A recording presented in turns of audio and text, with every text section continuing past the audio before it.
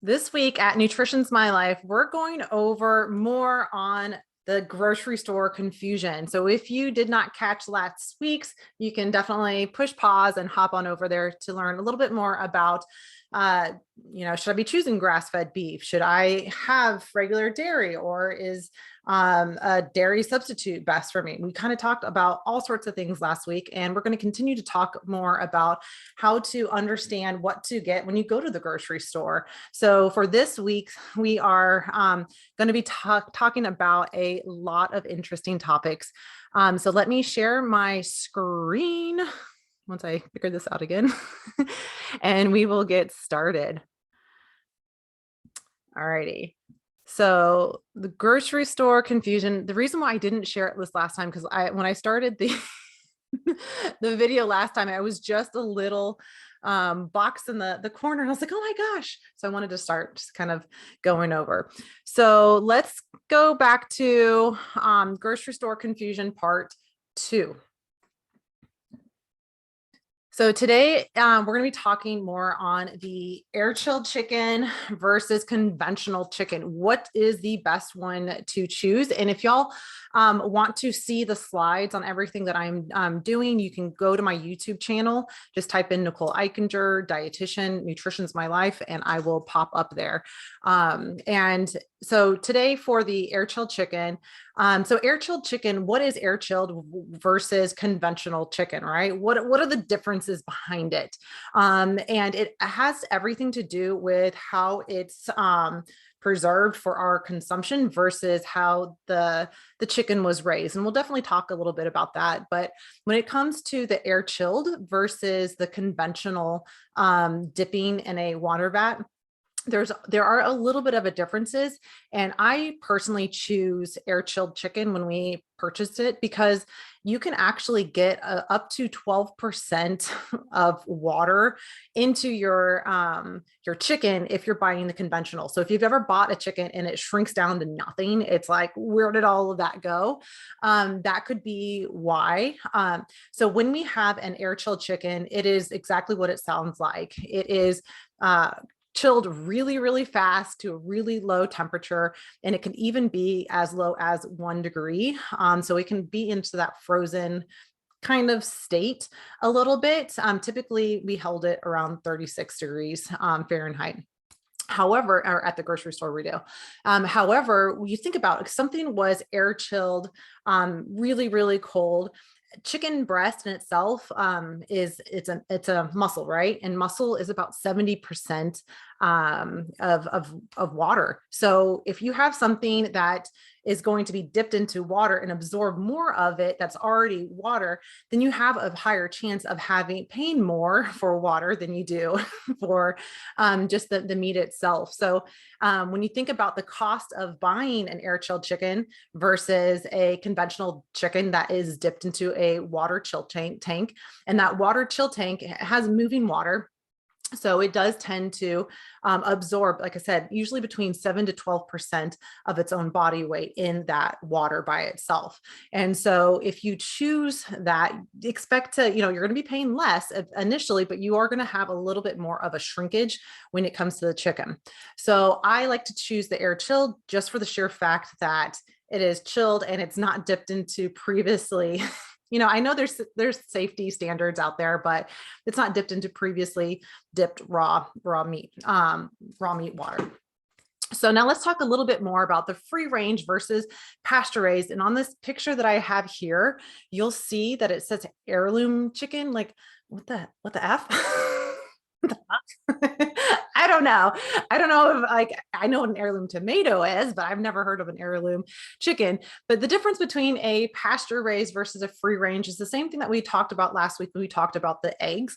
If a chicken has the free range to be in the pasture and walking around, it's going to have a better fat profile. So it's not going to have as much saturated fat. So it is going to be a better choice for more of a heart healthy versus just the conventional. A free range chicken can still just wander around, but still be side by side to another chicken. So it is going to be a better option. So if I had like a hierarchy of The best one, right? It would be an air chilled pasture raised chicken, and then an air chilled free range chicken, and then an air chilled just, chicken. And then you go down into just the regular chickens out there. But obviously, y'all do what is affordable to you, and the best thing for your pocketbook as well, because that is an important thing that we need to always remember. All righty. The next thing we're going to be talking about is organic versus conventionally grown.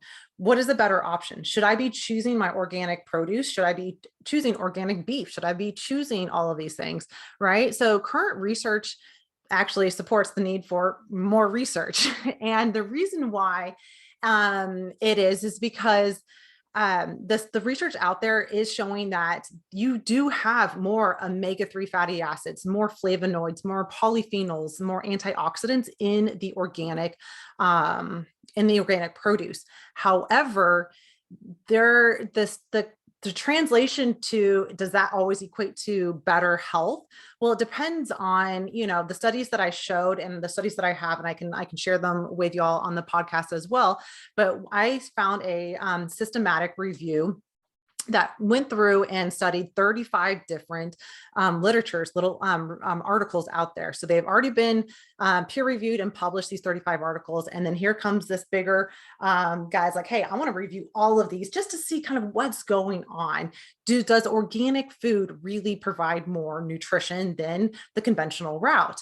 And what they found was that the macronutrients, so your carbohydrates, your protein, your fat, and they included the fiber into that, didn't change. That part was basically the same versus organic versus conventional. So you might hear even on TikTok, I've seen some dietitians like, there's nothing different. There's nothing, you're fine to do that. But yes, on a macronutrient, they're identical. They're identical. But studies show that if you kind of dive deeper, you're going to have better flavonoids, polyphenols, antioxidants in the organic group versus the conventionally grown. And same thing with the meats. The meats that are organic tend to also have, and this is also dairy, tend to have more of those omega-3 fatty acids in it, meaning that is more heart healthy, meaning that it is a tool that can be used to help out with reducing inflammation in the body. These also have been shown to actually have lower levels. The organic produce tend to also have lower levels of heavy metals like cadmium, which could be toxic to us. They also have lower levels of bacteria, specifically the meats, because if you think about the animals that are, grown side by side or raised side by side, they are given antibiotics. And so with that, they tend to wipe out a bacteria, right? And then here comes this other bacteria coming in. So they tend to have frequent rounds of antibiotics. Again, antibiotics are not a bad thing when we are using them to make sure that listeria doesn't break out, or all these other, things, diseases doesn't break out. So we still have our food, but it is saying that when we are growing them organically, that they don't receive those antibiotics, then that meat does tend to have a better profile for the fat content and also the bacteria. And of course, organically grown foods have less pesticides in it. Now, are organically grown pesticide free? I mean, I could definitely call sometimes my cinnamon that I use on my garden out back, that can be a pesticide, right? I can call the cayenne pepper, the garlic and stuff like that I use a pesticide. So yes, there are pesticides that are used in it, and all of those, if you think about it, are chemicals, right? We're chemical beings.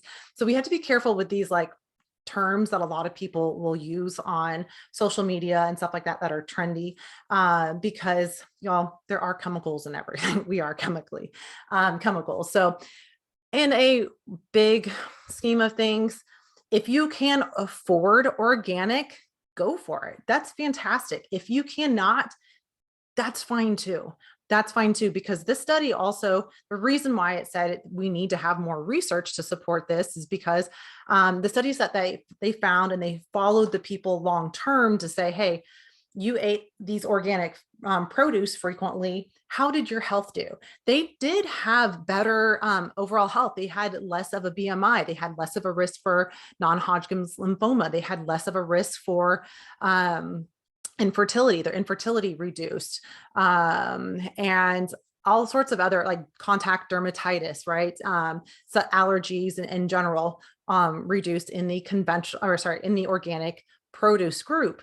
But the reason why we can't just equate that organic to all of those benefits is because those people that also were in the study just in general tended to start to choose healthier lifestyle components. Like they were exercising more, they were getting outside more, they were just choosing more fruits and vegetables in comparison to the other groups that weren't choosing, not necessarily because it was organic, they just weren't eating as much of those fruit and veggies. So we need to do a little bit more studies to kind of have an even playing field here that says, hey, they're eating the same thing. It's only differences is one's organic and one's not. So in my educated guess, in the big scheme of things, if someone just simply increases their fruit and veggie intake, no matter if it's organically or conventionally grown, is going to be a great option. So start there. And like I said, if you want to take it to the next level, then go for it. Choose more organic things out there if you can. And if you can't, it's still a better option than not consuming that product in general. All right. So another thing that is a big confusion for a lot of people are white potatoes versus sweet potatoes.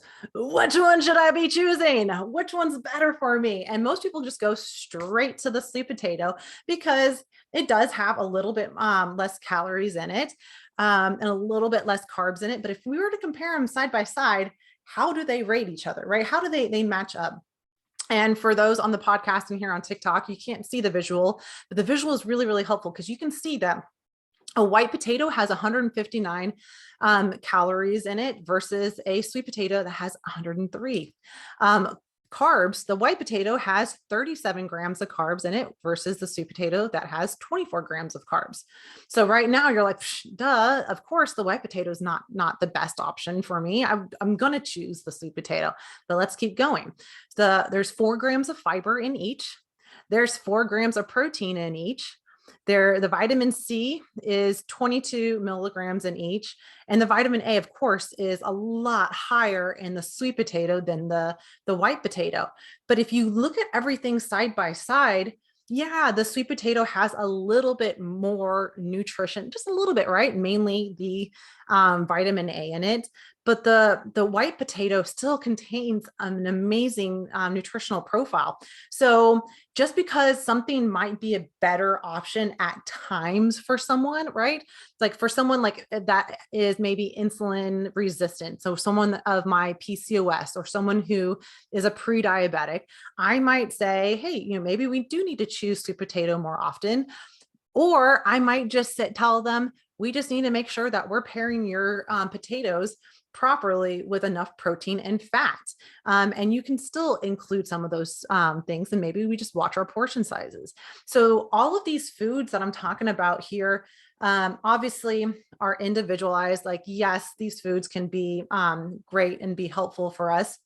But obviously go speak with your dietitian, your doctor before starting a new regimen, because we are individuals and, not all of us can tolerate the same things. But just looking at a white potato, if you want a freaking white potato, eat a white potato. There's nothing wrong with eating a freaking white potato. I enjoy it frequently. I probably have maybe 2 white potato, like large russet potatoes a week, or a couple, maybe 5 smaller red potatoes or smaller ones, and maybe 1 sweet potato a week. I choose the flavor of the regular potatoes because I like to make French fries out of them at home in the air fryer. So I'll just drizzle or spray a little bit of avocado oil. Sometimes I'll put some Tony Chachere's seasoning, some Cajun seasoning on it, or sometimes it's just a little bit of salt after it comes out. But I will usually have that as a part of my meal because I can eat veggies. They digest really well, right? Or I'll make I don't even know what the proper term is of it, but if you follow me on Instagram, you've probably seen me make it a lot, and I need to share more on TikTok. videos on that, but I'll make it where it's just the white potatoes made into like a fries. And then I'll add some avocado, I'll add an egg, I'll add some tomatoes, some cilantro, lots of cilantro, some green onions, and some salsa on top. Sometimes even some beans, black beans or whatever I have on hand. And it is such a great breakfast. It fills me up, gives me the energy, and my digestion tolerates it fantastically. So for me, I have more versatility with the white potatoes than I do the sweet potato. So it just depends on what you're looking for. And I do frequently actually make sweet potato tacos. And I actually think I have a recipe on my website if you want to learn how to make a sweet potato taco. And that's nutritionsmylife.com. All right. The last thing we're going to be talking about on the podcast, and I'll answer a couple other questions that I see popping up here on TikTok after this is over. But we're going to be talking about more of the frozen versus fresh versus canned. Have you ever wondered, like, should I be buying fresh produce or is the frozen okay? Should I be doing like what's best for me, right? Well, honestly, y'all, they're all pretty much equal. They're pretty much equal. Frozen and canned fruits and vegetables are frozen or they're canned at their peakness of freshness. So meaning that you're going to probably get them preserved at their peak nutrition, right? You might get a little bit of a loss of certain nutrients, like vitamin C is easily oxidized and you might lose a little bit of that. But overall, both of them are going to preserve the nutrition fairly well. And then you get the fresh one, which just over time is just going to start to naturally degrade. And it can go bad faster. So honestly, what do you prefer? What is the most cost effective for you? And what's the best as far as like I prefer fresh over frozen or canned. But I've learned that over the years, I had to get to the place where I'm at right now, because I used to have lots of wasted fresh produce if I went that route. So I encourage a lot of my new cooking clients, like, hey, I don't cook that much at home. Like, get your frozen stuff, get the canned stuff. So that way it lasts a little bit longer. So you're not feeling that pressure to have to eat it all and waste it or have waste or anything like that. But if you can choose the fresh and that's what you prefer and you'll eat it, then go for it. So it honestly, the big rule of thumb here is if you can eat more fruits and vegetables, it doesn't matter if it's organic, it doesn't matter if it's inorganic, if it's fresh, frozen, canned, it's just going to be a good option for you to get it in, right? Get it in that amazing body of yours. So I did say I wasn't going to say any of this, but someone asked, how do I find your page? Under your name or Nutrition's My Life? On Instagram, it's under Nutrition's My Life is my name. Awesome, y'all. So this is what I had to share for you guys today on the Nutrition's My Life podcast and YouTube channel. So if y'all have any further questions, please put them in the comments below and I will get to them. Share this podcast, share this YouTube if you're enjoying it. Leave a review, subscribe, do everything that you want to if you're enjoying this. And I will be back next week for another episode at Nutrition's My Life.